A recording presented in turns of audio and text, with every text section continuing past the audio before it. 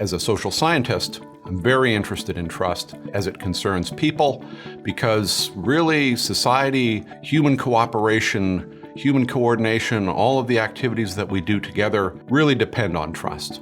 And you might kind of wonder, well, trust sounds like a bit like faith. You know, we're just going to take people on faith. And don't we have a bunch of ways of coordinating our activity and making sure that the left hand knows what the right hand is doing, and I can figure out what's going on vis-a-vis my employer or all the people that I interact with? And don't we have a bunch of formal coordination devices like contracts or instructions or standard operating procedures? Why aren't those good enough? Why do we have to go beyond that and trust people? There's a couple of reasons for this, and one of them is that as wonderful as these formal devices are, they really do have limits. And one of the reasons is that contracts and other instructions, lists, standard operating procedures, all of these devices, they're always incomplete. That is, the world is more complicated and unpredictable than we can anticipate. And so stuff will happen that will affect whatever it is you're doing with these other people. It will have an impact on your ability to execute whatever it is you're trying to do.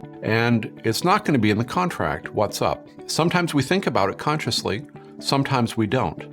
But it is something that is constantly being pressed on us because of how we conduct our lives and because we are social beings where what we're doing and how we do it really depends upon our ability to coordinate with other people. So trust is a very important issue, and upon it depends the functioning of society.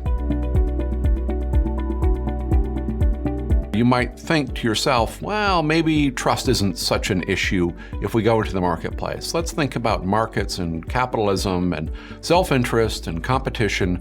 Maybe that's a world in which, contracts and other formal devices will be sufficient. And once you've got an airtight contract, you don't have to worry about the personal character or the trustworthiness of the people you're dealing with because you got a good contract and you hired a good lawyer. So the most famous person who thought about this sphere, of course, was Adam Smith, and his famous book, The Wealth of Nations, really did talk about the virtues of capitalist production and competitive markets and so forth.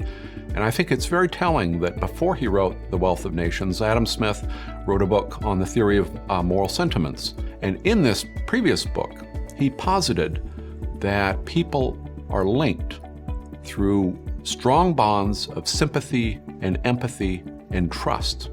And that on top of this, we are able to have markets and capitalism and all that kind of fun stuff. It was clear to me, and I think clear to Smith, that some measure, some baseline, some foundation of trust is very important, even in social settings where we might think that the issue of trust can be solved or avoided. You might want to ask, when does trust arise? I've talked about it as being kind of ever-present. It's all over the place, but really there's two elements that drive trust situations. One of them is uncertainty, and the other is vulnerability.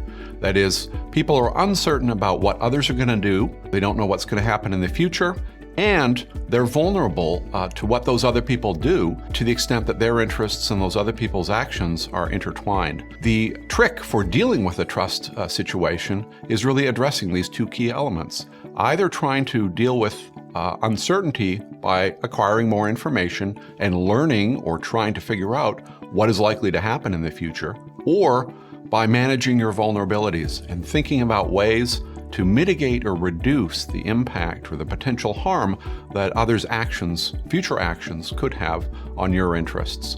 So this kind of sets out a generic recipe book for how to deal with trust situations. So, how do people trust? People rely on a lot of heuristics, rules of thumb to decide who is trustworthy and who is not. And that distinction is really important because you can't go through the world trusting everyone, and you can't function in the world if you trust no one. And so what you have to do is, at the simplest, is kind of put everyone into two bins. There's people that are trustworthy, there's people who are not, and you want to be able to trust the trustworthy and avoid those who are not trustworthy. I'm going to offer a couple of distinctions that help clarify the discussion of trust. And one of them is the difference between trust and trustworthiness. And this really speaks to who's doing the trusting and who's being trusted. one party trusts the other, and the other party may or may not be trustworthy. That is, they deserve the trust. But someone who is trustworthy may not be trusted, and someone who is trusting may end up trusting someone who is not trustworthy. So these two things have to be kept separate. Another distinction is the difference between generalized and relational trust. Generalized trust really speaks to the question of how you deal with strangers. Do you trust abstract institutions? Do you trust the average citizen that you might run into on the street? That kind of a thing, where you're really dealing with someone with whom you have no relationship and about whom you have no prior information. What kind of ambient or generic level of trust do you have? Relational trust is what happens after you start to get to know one. What happens after you start to develop a social relationship?